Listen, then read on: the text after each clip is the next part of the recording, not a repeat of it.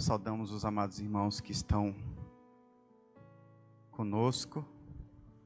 Deus abençoe a todos em Cristo Jesus. O texto para a nossa meditação e o nosso estudo nesta noite, nós vamos abrir a palavra de Deus em João, capítulo 20. João, capítulo 20.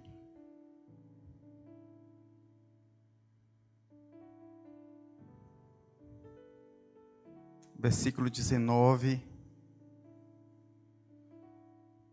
ao versículo 23.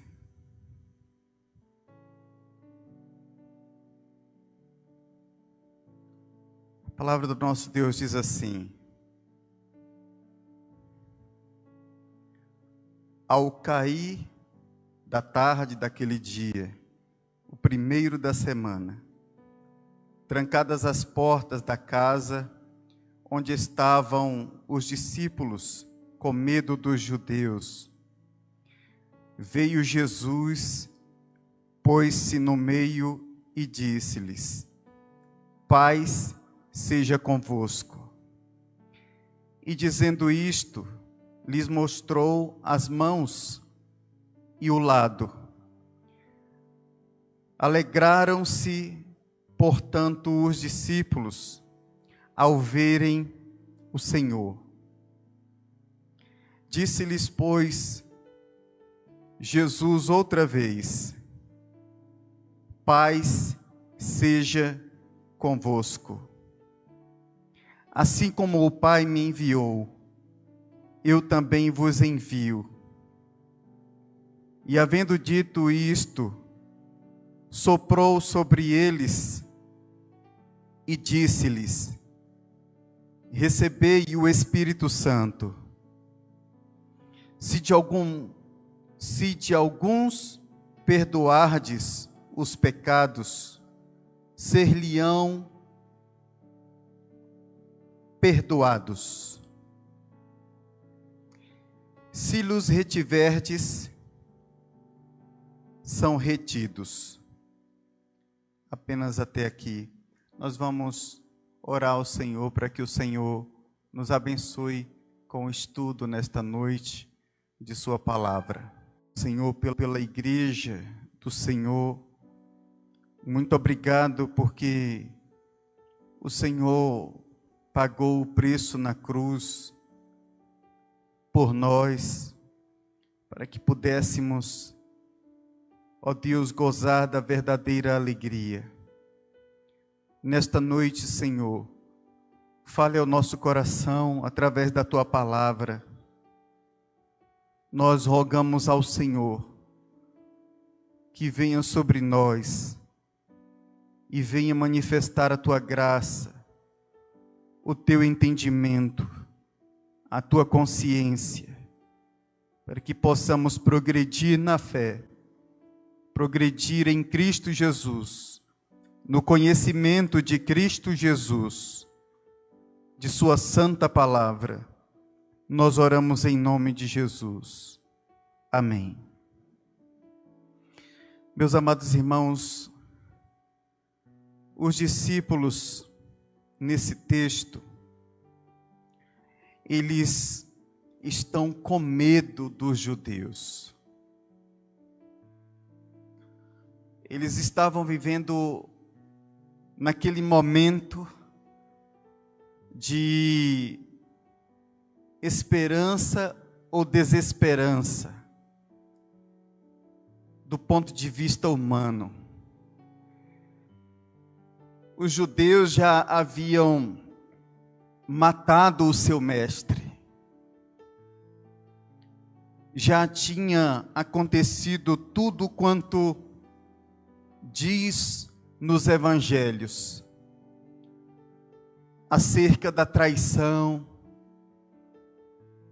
acerca da ceia do Senhor, acerca da ida de Jesus ao Getsêmani, onde ele ora 3 vezes, pedindo a Deus, o Pai, que o livrasse daquele batismo de sofrimento. 3 vezes ele orou.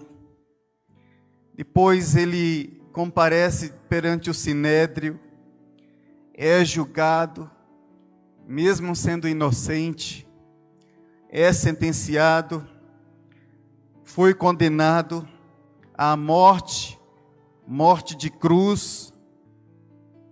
E como ele havia dito que ressurgiria ao 3º dia, para o cumprimento do plano eterno de Deus, para o cumprimento da promessa eterna do Pai, desde a eternidade, antes da criação do mundo. Então Jesus, ele cumpriu o plano de Deus como Cordeiro Santo, Cordeiro que tira o pecado do mundo. Ele veio e cumpriu-se então a promessa.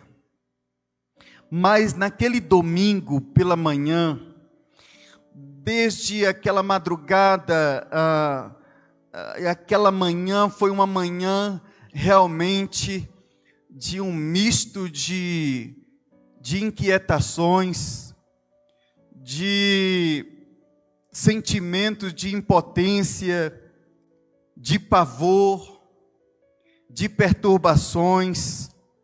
Os discípulos estavam trancados, de portas trancadas, com medo dos judeus, e estavam vivendo ali naquele momento de cabeças baixas e desassossegados.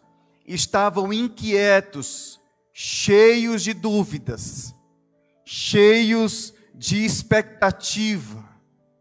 Quem sabe um sentimento de frustração grande, né, havia tomado o coração de muitos deles.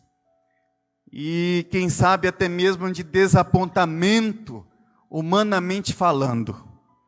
Agora, é interessante a gente pensar aqui, porque quando as mulheres, ou nesse texto nós encontramos Maria Madalena. O texto de João, do capítulo 20, ele se refere a Maria Madalena, que tinha ido ao sepulcro. E então, lá no versículo de número 1, você pode perceber isso, ela foi ao sepulcro de madrugada, era escuro, e ela viu a pedra revolvida. Então ela correu até Simão Pedro para dizer o que ela havia encontrado: o túmulo vazio. Agora é interessante que o texto diz no versículo 2, vá acompanhando aí na sua Bíblia. Então correu e foi ter com Pedro, Simão Pedro, e com o outro discípulo, a quem Jesus amava, e disse-lhes: tiraram do sepulcro o Senhor. Quando você olha aí, e diz aí o texto, a quem Jesus, o outro discípulo que Pedro estava com ele, e nós falamos o nome dele agora, o capítulo 13, observe aí, capítulo 13, versículo 23. O capítulo 13, versículo 23, diz assim: ora, ali estava conchegado a Jesus um dos seus discípulos, aquele a quem ele amava. E está aqui, então, exatamente a quem Jesus amava no texto do capítulo 20. Então, entende-se aqui, meus amados irmãos, que é João, o discípulo amado. E então, eles foram informados, eles foram lá, né? Pedro foi com João e chegou primeiro ao sepulcro o outro discípulo. Ou seja, João chegou primeiro. E Pedro, então, ele entra e vê ali os lençóis. Ele entra no sepulcro e vê os lençóis. E o lenço que estava, versículo 7, e o lenço que estava sobre a cabeça de Jesus, e que não estava com os lençóis, mas deixado no lugar à parte. Então entrou também o outro discípulo. O outro discípulo é João, que chegara primeiro ao sepulcro, e viu e creu. Observe aqui uma coisa, e eu quero que você pense nessa questão. Quando Maria Madalena vai então ter aquela visão, como João conta, do versículo 11 ao versículo 18, que ela viu o jardineiro, entendeu que era o jardineiro, e depois Jesus falou com ela, e ela percebeu, e ela diz, Rabone, e então ela o chama, que quer dizer mestre, e ela reconhece ali que era Jesus, e Jesus então dá ordens para que ela fosse avisar os discípulos, e ela vai avisar os discípulos. Mas é interessante, meus irmãos, que as mulheres, e aqui vocês vão entender o porquê, as mulheres encontram o túmulo vazio. Maria Madalena encontrou o túmulo vazio. E uma coisa que a gente pode perceber, que no primeiro século, os judeus, eles não davam tanta importância, não davam tanto valor àquilo que era dito pelas mulheres.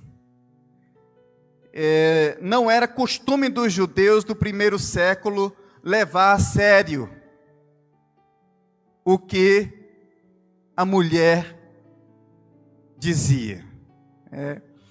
E isso a gente vai ver comprovadamente, mas vamos ver aqui alguns textos interessantes, porque Mateus capítulo 28, vamos lá.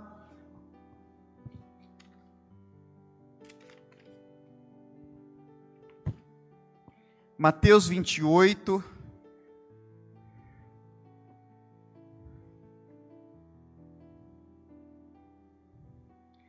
versículo 1. Mateus fala de duas mulheres. No findar do sábado, ao entrar o primeiro dia da semana, Maria Madalena e a outra Maria foram ver o sepulcro. Agora, então Mateus fala de duas mulheres. Vamos lá. Vamos para Marcos capítulo 16, versículo 9. Marcos 16, versículo 9. Diz aqui: havendo ele ressuscitado de manhã cedo, no primeiro dia da semana, apareceu primeiro a Maria Madalena, da qual expelira 7 demônios. Marcos registra Maria Madalena. Vamos lá. Lucas capítulo 24.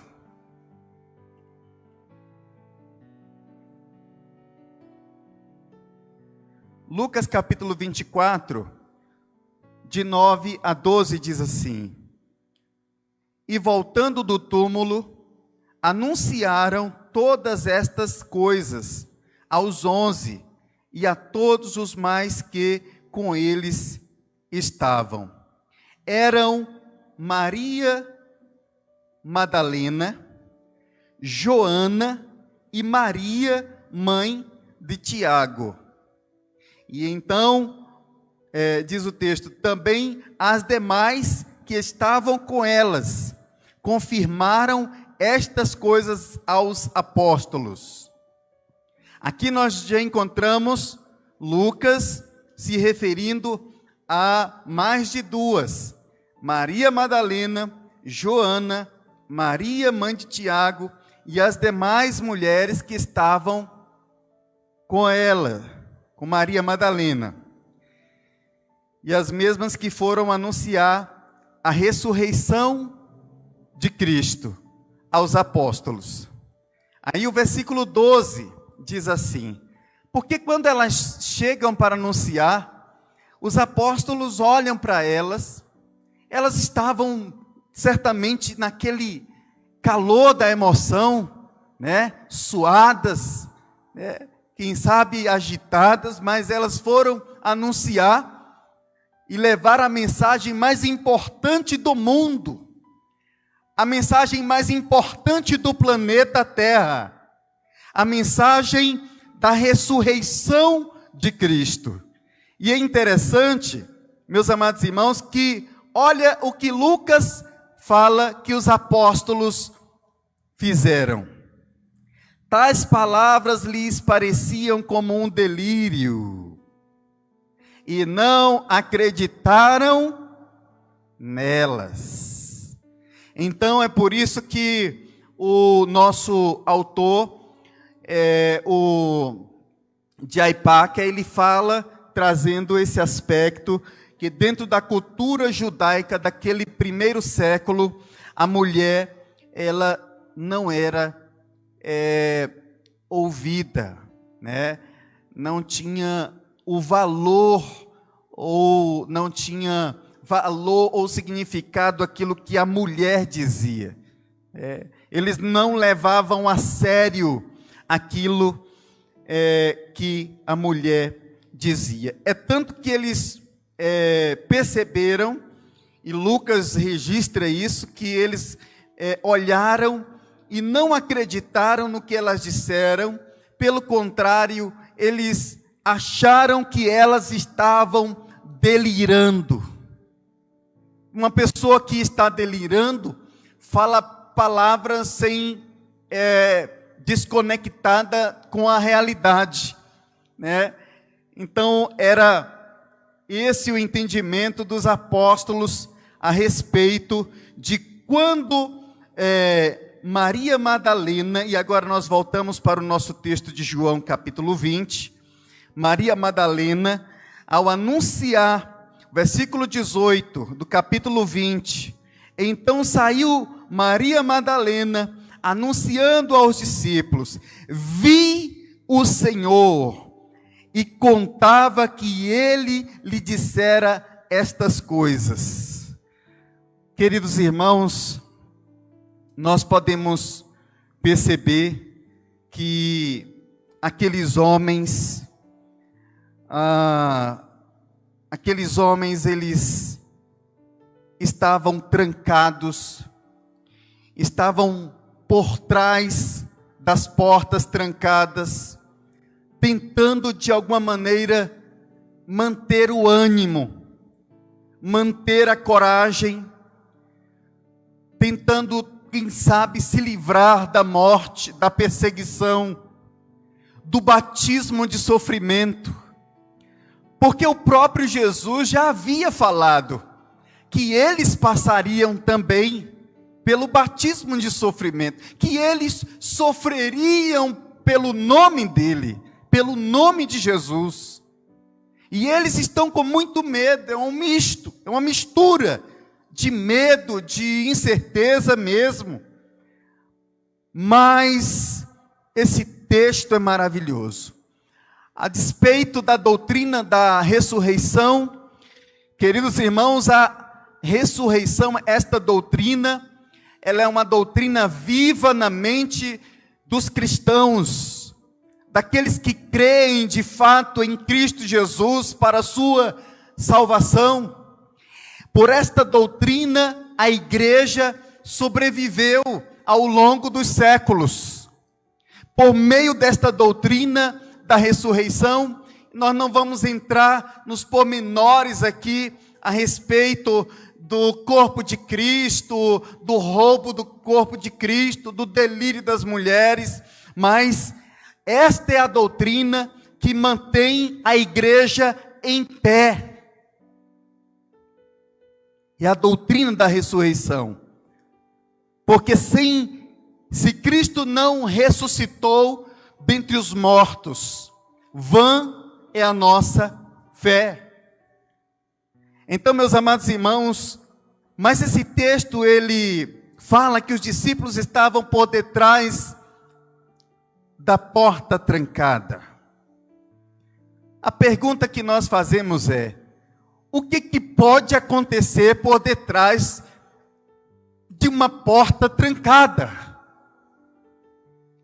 O que pode acontecer por trás de uma porta trancada? E a respeito desse texto, nós podemos ver que muitas coisas podem acontecer. Porque Jesus, ele aparece com seu corpo ressurreto. Ele não precisou abrir a porta ou entrar pela janela ou entrar pelo telhado, não. As portas estavam trancadas e Jesus então aparece. E quando a gente fala então de aparições de Cristo, foram muitas as aparições de Cristo. Não somente foi este momento no meio dos discípulos, mas na região de Jerusalém, Jesus aparece 6 vezes. Depois Jesus aparece para os discípulos na estrada de Emaús, Lucas 24, versículo 13 ao 35. Na Galileia, Mateus e João registram este momento. Para 500 pessoas, 1 Coríntios 15, versículo 6. Para Tiago e os apóstolos, 1 Coríntios capítulo 15, versículo 7.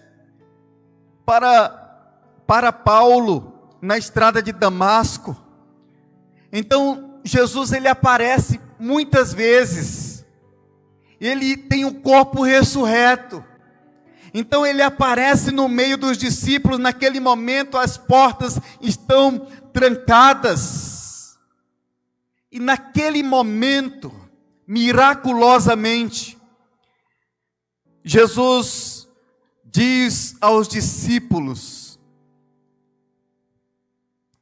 e dizendo isto, olha o versículo 20.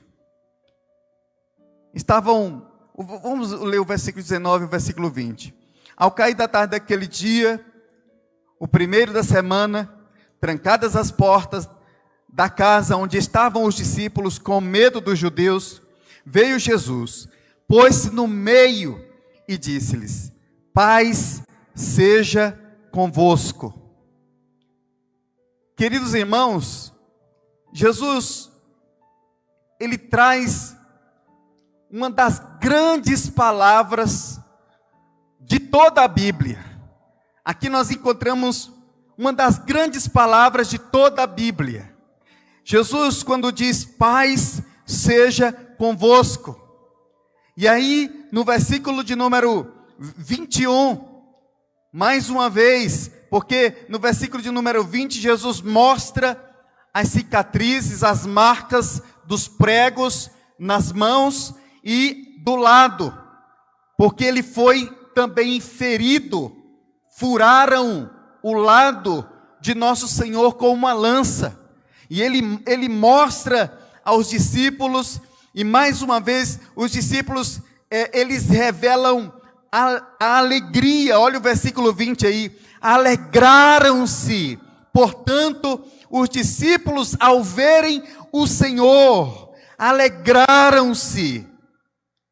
E aí Jesus, mais uma vez, no versículo 21, vai dizer: paz seja convosco.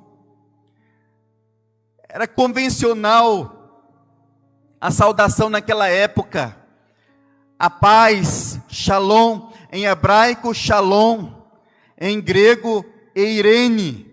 E é interessante que, meus amados irmãos, essas palavras naquele momento, e até mesmo pelo fato de Jesus estar ali e dizer paz seja convosco, e ele repetir 2 vezes, paz seja convosco. Quando Jesus aparece e diz paz seja convosco, ele está dizendo algo além de um simples oi. Porque esta paz é diferente. A paz que Jesus está dizendo aqui para os discípulos tem um significado profundo, tem um significado a mais, não é simplesmente um oi convencional. Queridos irmãos, essa paz significa comunhão com Deus. Essa paz significa pecados perdoados. Essa paz significa a ausência de culpa. Essa paz significa que a nossa dívida foi paga no sofrimento de Cristo. Então, quando Jesus chega para aqueles discípulos e diz: paz seja convosco, Ele está dizendo que Ele está trazendo a paz verdadeira, foi comprada na cruz, a paz que significa também a paz com Deus, porque o homem sem Deus, ele não tem paz, ele não tem paz com Deus, ele não tem paz consigo mesmo, ele não tem paz com o próximo. O homem que está nas trevas, ele não tem paz com Deus. Então Jesus traz a paz e a certeza de que através de seu sofrimento na cruz, através do que Ele fez na cruz, agora de fato a igreja goza, independentemente das circunstâncias que ela venha viver, ela goza de uma paz eterna. Não, a paz que Cristo oferece não é uma paz circunstancial, é uma paz ultra circunstancial. Então, meus amados irmãos, olhe só como é interessante a gente perceber esse aspecto de que Jesus trouxe paz naquele momento em que as portas ordenar todas as coisas para o seu bem. Todas as coisas Jesus ordena para o nosso bem. É interessante que Romanos capítulo 8, versículo 28, nós conhecemos esse texto, né? Onde o texto diz que todas as coisas contribuem para o bem daqueles que amam a Deus. Versículo 28, sabemos que todas as coisas cooperam para o bem daqueles que amam a Deus. Então olhe bem, se Jesus trouxe a verdadeira paz com Deus, a resolução de uma perturbação que havia, por causa da dívida que havia, porque o homem andava perdido em seus delitos e pecados, andava em trevas. Se Jesus traz paz ao coração de um homem perdido, e ele está em paz com Deus, agora ele vai poder ver as coisas diferente, porque ele vai conseguir ver que as coisas difíceis na vida que ele passa, ele vai passar a entender que todas as coisas cooperam para o bem dele mesmo. Por quê? Porque Deus está no controle e eu já tenho paz com Deus, tenho paz comigo mesmo, tenho paz com meu semelhante.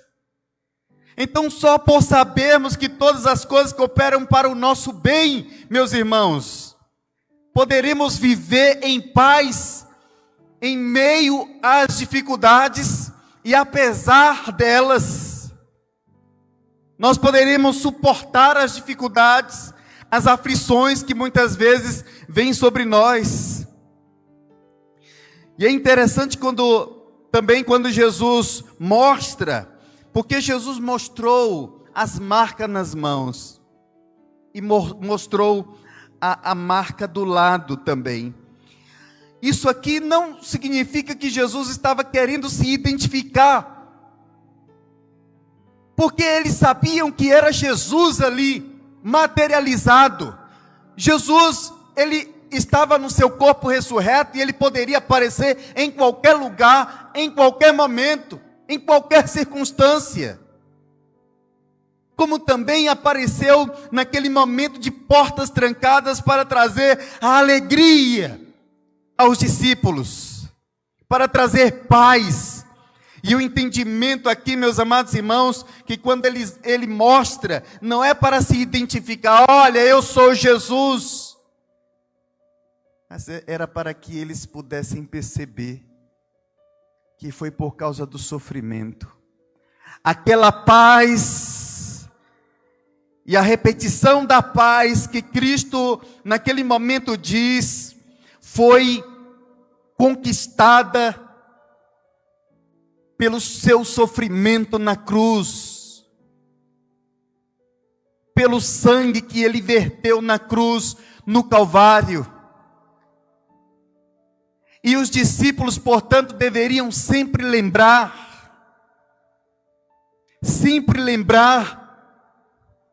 do sofrimento de Cristo. Jesus trouxe alegria eterna. Jesus trouxe uma alegria indizível, absoluta, uma alegria verdadeiramente ultra circunstancial. E os discípulos agora, eles estão alegres, eles estão contentes, eles estão satisfeitos. Agora observe um outro aspecto aqui. Olhe bem, as portas estavam trancadas, eles estavam desassossegados, cansados, com medo. Uma pergunta que vem, né? Outra pergunta que vem à nossa mente. Deus deixa de ser Deus quando as portas estão trancadas? Deus sai do trono dele. Deus cruza os braços quando as portas estão trancadas. Quem sabe Deus vai dar um passeio quando as portas estão trancadas. Não é bem assim, meus irmãos. Se é uma doutrina que a Igreja Presbiteriana do Brasil sustenta, a nossa igreja, e nós cremos nesta doutrina, é a doutrina da soberania de Deus. Deus é Deus sempre. Mesmo quando os discípulos estavam com as suas portas trancadas, Deus é Deus sempre em nossas vidas. Mesmo que nós venhamos estar com as nossas portas trancadas, desanimados, cansados, quem sabe perdidos, sem ânimo, sem expectativa, Deus é o mesmo, permanece no trono, no controle, dirigindo soberanamente, governando a nossa vida, a nossa história, em todos os momentos. Aliás, falando sobre a soberania de Deus nesse aspecto desse texto, nós podemos perceber que Deus é soberano e Ele aparece que as portas trancadas e o que os discípulos estavam vivendo fazia parte do plano de Deus, dos propósitos de Deus. Porque Cristo revelou ali, aparece no meio deles, e Ele se revela. E esse Deus que nós servimos é o Deus que se revela em todos os momentos. O autor Francis Schaeffer, inclusive Isaías leu há pouco tempo esse livro, O Deus que Intervém. Ele é um livro complexo para ser lido, mas pelas suas ideias filosóficas, mas ele é um autor cristão, e ele mostra, queridos irmãos, o Deus que intervém na história, de uma maneira poderosa, o Deus que se faz presente, que se revela, que intervém na história, em todos os momentos, assim como ele se revelou neste momento aqui. A soberania do Senhor, meus amados irmãos, ela se revela em nossas vidas todos os dias. A graça de Deus se revela sobre as nossas vidas todos os dias da nossa vida. A bondade do Senhor, o amor de Deus, nós desfrutamos de uma paz que o ímpio, aqueles que estão nas trevas, não têm, não podem participar. Outro aspecto aqui que nós podemos ver, queridos irmãos, quando as portas estão trancadas, Deus é poderoso para produzir a alegria no meio da congregação, no meio de sua igreja, no meio dos discípulos, mas também quando as portas estão trancadas, acontecem outras coisas. Por exemplo, nós vemos aqui logo em seguida Jesus comissionar os discípulos para um novo trabalho. Versículo 21. Disse-lhes, pois, Jesus outra vez: paz seja convosco. Assim como o Pai me enviou, eu também vos envio. Queridos irmãos, é fato que Tomé não está presente neste primeiro momento da aparição de Cristo aos seus discípulos. Nós vamos na quinta-feira que vem entrar mais diretamente falando sobre Tomé, sobre a biografia de Tomé. Mas neste momento nem Judas, lembram de Judas que foi e se enforcou, e Tomé não está presente. Então nós temos quantos aqui? 10, né? Temos 10. Muito bem. Jesus comissiona os seus discípulos para anunciar a sua palavra, anunciar o seu evangelho. Nós podemos perceber que Jesus sempre pregou a respeito do reino dos céus e a respeito do reino de Deus. E nós podemos perceber, meus amados irmãos, que ele comissiona, ele chama os discípulos. Vamos lá para Mateus capítulo 28.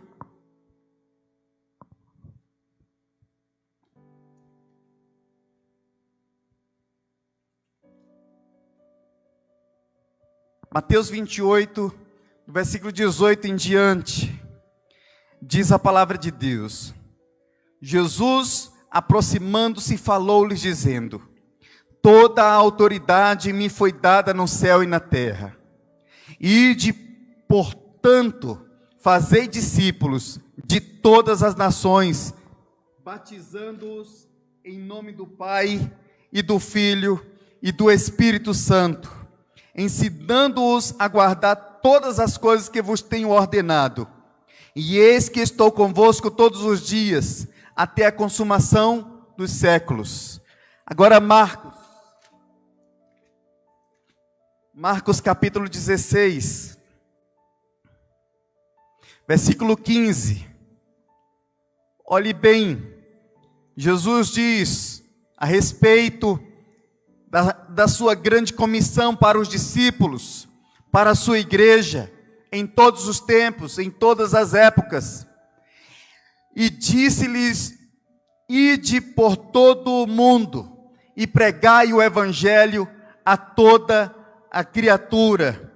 Queridos irmãos, nós somos informados pelos evangelhos que a igreja tem esta responsabilidade, a responsabilidade de anunciar o evangelho. A responsabilidade não era dos 11 discípulos, não. A responsabilidade era de toda a igreja, sempre foi.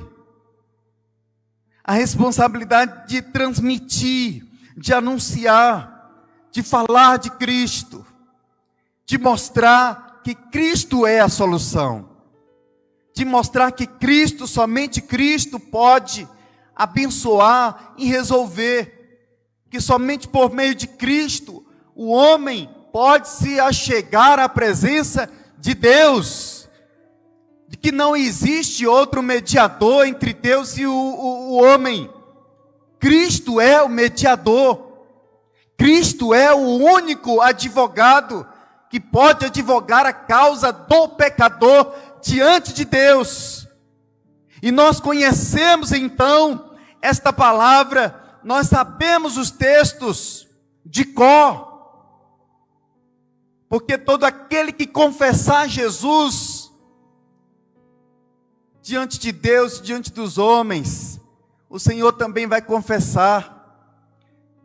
Nós conhecemos João 3,16, nós conhecemos os textos bíblicos, nós nos aprofundamos, nós temos muitos anos na igreja, nós temos muito conhecimento da teologia, da história da igreja, dos feitos de Deus na história, da ação poderosa, miraculosa de nosso Senhor Jesus na história.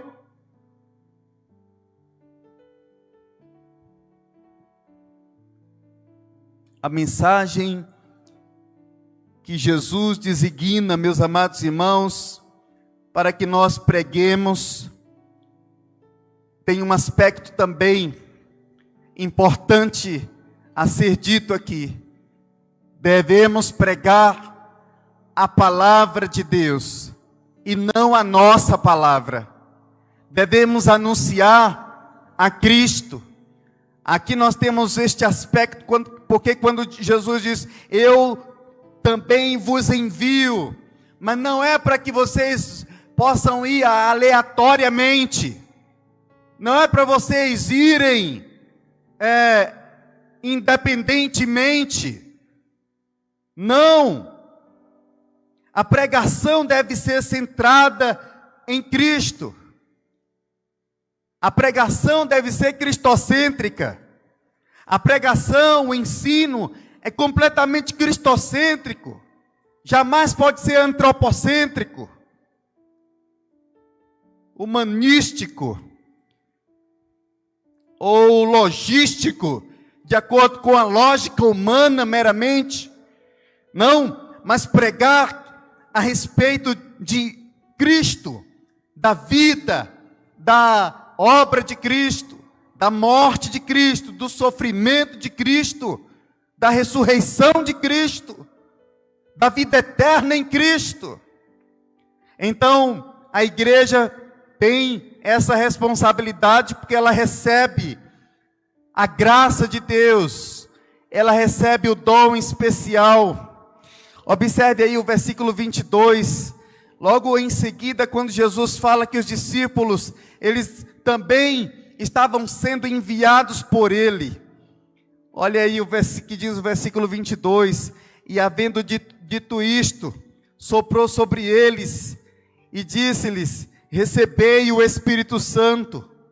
Queridos irmãos, aqui nós podemos ver um ato simbólico de nosso Senhor Jesus, porque naquele momento os discípulos receberam ali um dom especial, e eles não podiam agir independentemente ou à parte. Eram ali os discípulos, as autoridades, os apóstolos, aqueles que dariam continuidade à pregação do Evangelho. E é interessante, meus amados irmãos, que nós sabemos que isso vai de fato ficar vivo e se concretizar no derramamento, no dia de Pentecoste, quando houve ali o derramamento do Espírito Santo sobre a igreja. E é interessante que logo em seguida, no versículo 23, se de alguns perdoardes os pecados, são-lhes perdoados. Se lhes retiverdes, são retidos. Observe aqui algo interessante. Somente quem tem poder para perdoar pecados é Deus. Mas a pergunta que vem então em nossa mente: mas então como é isso aqui, pastor? Como é que nós podemos entender isso aqui? Primeiro, irmãos, o que Jesus concedeu aqui não foi nenhuma prerrogativa sacerdotal para perdoar pecados.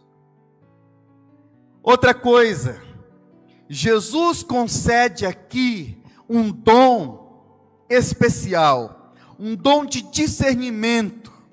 A ideia é mais ou menos a seguinte: quando o Espírito vier sobre vocês, vocês serão capazes de discernir e saber quem se arrependeu sinceramente. Quem foi recebido na igreja sinceramente. Quem nasceu de novo, de verdade. Então, o discernimento sobre os apóstolos na pregação do Evangelho, o Senhor Jesus concede aos apóstolos esta capacidade para atestar de fato quem havia professado uma fé genuína, verdadeira, quem de fato havia confessado Jesus como Senhor, quem de fato havia nascido de novo. E é interessante, meus amados irmãos, que aplicando e pensando hoje nos nossos dias, a gente entende que a igreja tem esse poder diante de Deus, esta autoridade diante de Deus, de atestar. Por quê?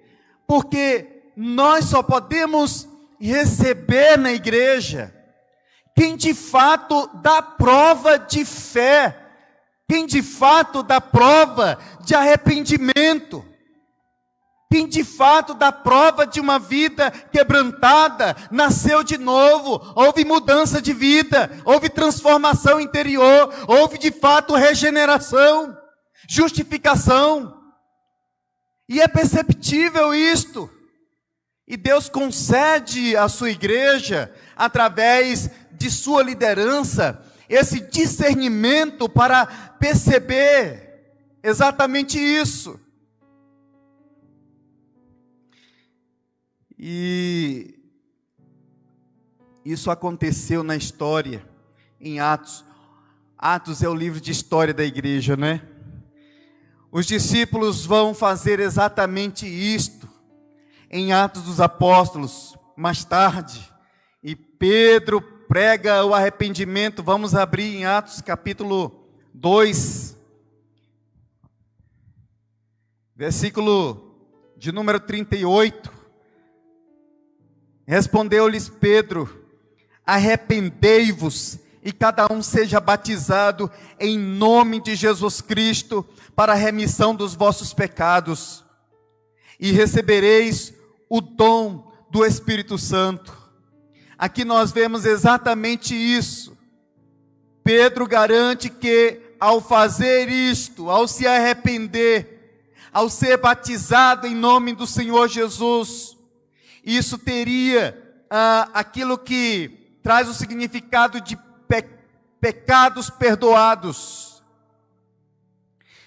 E é interessante que a gente pode ver um exemplo prático disso na própria história da igreja. Atos capítulo 8, versículo 23. Pedro informa Simão, o mago, né? Simão, que o via ainda preso ao rancor da amargura e nos laços da iniquidade. Simão ainda era cativo do pecado. Mas observe aqui o que é que acontece. No versículo 13, Atos capítulo 8, diz o texto que Simão, o mago, ele abraçou a fé e, tendo sido batizado, acompanhava a Filipe de perto, observando extasiados sinais e grandes milagres praticados. Ele já havia sido batizado. Agora, quando ele percebia que quando os apóstolos impunham-lhe as mãos sobre as pessoas, olha aí o versículo 17. Então, lhes impunham as mãos e recebiam estes o Espírito Santo. Olhe bem, agora olha a atitude de Simão. Vendo, porém, Simão, que pelo fato de imporem os apóstolos as mãos, era concedido o Espírito Santo, ofereceu-lhes dinheiro, propondo: concedei-me também a mim este poder, para que aquele quem eu puser as mãos, receba o Espírito Santo. E aí Pedro diz, Pedro, porém, lhe respondeu: o teu dinheiro seja contigo, para a perdição, pois julgaste adquirir por meio dele o dom de Deus. Não tens parte nem sorte neste ministério, porque o teu coração não é reto diante de Deus. Arrepende-te, pois, da tua maldade e roga ao Senhor, talvez te seja perdoado o intento do teu coração. Então, queridos irmãos, Pedro fala diretamente, categoricamente, com Simão, porque ele queria comprar com dinheiro o dom de Deus. Aquele poder, quando os apóstolos impunham as mãos sobre as pessoas, e eles recebiam o Espírito Santo. E é interessante que Pedro diz: você não tem parte neste ministério. É por isso que, às vezes, irmãos, durante a história da igreja, nós temos relatos de pessoas, de que para uma pessoa se tornar membro oficialmente, e passar pelos ritos da profissão de fé e batismo, durava-se cerca de 2, 3 anos, e daí por diante.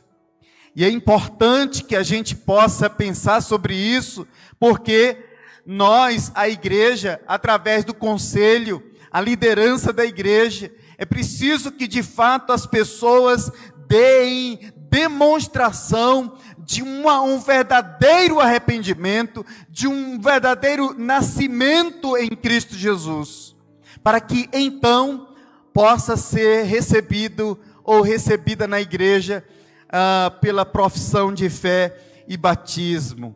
Meus queridos irmãos, fato é que Simão já havia sido batizado. Vocês podem perceber como é interessante ir aqui, né? Já havia sido batizado. É como se Pedro dissesse: você ainda não se arrependeu de seu pecado, e realmente não creu em Cristo, e realmente não nasceu de novo. Como se Pedro estivesse falando exatamente isto para Simão. Então, o Dr. J. Packer, falando sobre esse aspecto da igreja, através de sua autoridade, ele diz assim: a prometida concessão e retenção de perdão é matéria de declaração de fé, com base no discernimento da igreja pelos servos de Deus. Então é muito importante que a gente leve isso em consideração. E um outro aspecto também é que se Cristo, queridos irmãos, Ele concedeu esta autoridade aos apóstolos. Esta autoridade, ela não foi dada de maneira aleatória ou para que os apóstolos agissem arbitrariamente, mas agissem sempre cristocentricamente, à luz das Escrituras Sagradas, e tomassem todas as decisões debaixo da submissão e da autoridade da palavra de Deus. É por isso que é importante a igreja orar pelas suas autoridades, para que Deus dirija, para que todas as decisões sejam feitas de acordo com a vontade de Deus. Então, meus amados irmãos, Deus pode de fato fazer produzir alegria, mesmo quando estamos passando dificuldades na vida. Ele pode nos visitar, sim, com o seu poder, com a sua graça, trazendo a solução para qualquer problema que nós estejamos atravessando. O nosso Deus também, Ele é poderoso para dirigir a nossa vida de maneira soberana. Ele nos comissiona para fazermos a sua vontade. A pergunta é: será que nós estamos aproveitando? Será que nós estamos anunciando? Será que nós estamos pregando a sua palavra nesta cidade? Será que nós temos levado aqueles que estão presos, aqueles que estão encarcerados, aqueles que estão vivendo para além da linha do desespero, distante de Cristo, cansados, sobrecarregados, perdidos nas trevas, como quem anda tateando, buscando sempre preencher o vazio do seu coração? Que Deus nos abençoe, meus irmãos, e nos dê a sua graça para transmitirmos a sua palavra. Pregar a palavra de Deus é uma ordem, é um imperativo. E a igreja vai ouvir isso sempre. É uma ordem: ide e pregai o evangelho a toda criatura. Amém. Glória a Deus. Fiquemos em pé, meus irmãos. Oremos ao nosso Deus. Senhor, nós te agradecemos por tudo que o Senhor tem trazido sobre as nossas vidas. Muito obrigado pelo teu amor, pela tua graça. Muito obrigado porque podemos ter a certeza de que temos o Senhor em nossas vidas. E de que o Senhor dirige, ó Deus, e governa a nossa vida em todos os momentos da nossa vida. Temos também, ó Deus, o conhecimento de que, ó Deus, devemos pregar a tua palavra. Senhor, se porventura a igreja, a tua igreja, os teus discípulos, não têm anunciado a tua palavra, que o Senhor confronte a tua igreja em todos os lugares, Senhor. Levante, dê força, dê ânimo, dê coragem, ó Deus. Traz, ó Deus, o confrontamento sobre as nossas vidas. Traz, ó Deus, atingindo, ó Deus, o âmago do nosso coração, da nossa alma, para que possamos pregar a tua palavra. E não apenas, ó Deus, ouvirmos, ó Deus, mas também, ó Deus, sermos praticantes da tua palavra. Ajuda, ó Deus, a tua igreja em todos os lugares, para que nós possamos sair do templo, sair do local, ó Deus, das quatro paredes, e possamos anunciar a tua palavra lá fora, onde estão perdidos aqueles que estão nas trevas. E assim, ó Deus, pela tua palavra ser estabelecida, e assim, ó Deus, almas, ó Deus, se arrependerem de seus pecados e confessarem o Senhor, professando e se batizando em nome do Senhor. Nós oramos, Pai, e pedimos ao Senhor que traga do teu despertamento sobre as nossas vidas. Em nome de Jesus, fortalece a tua igreja. Nós oramos, Pai, em nome de Jesus. Amém. Amém. Que Deus nos abençoe, meus irmãos, e nos dê uma boa semana na sua presença.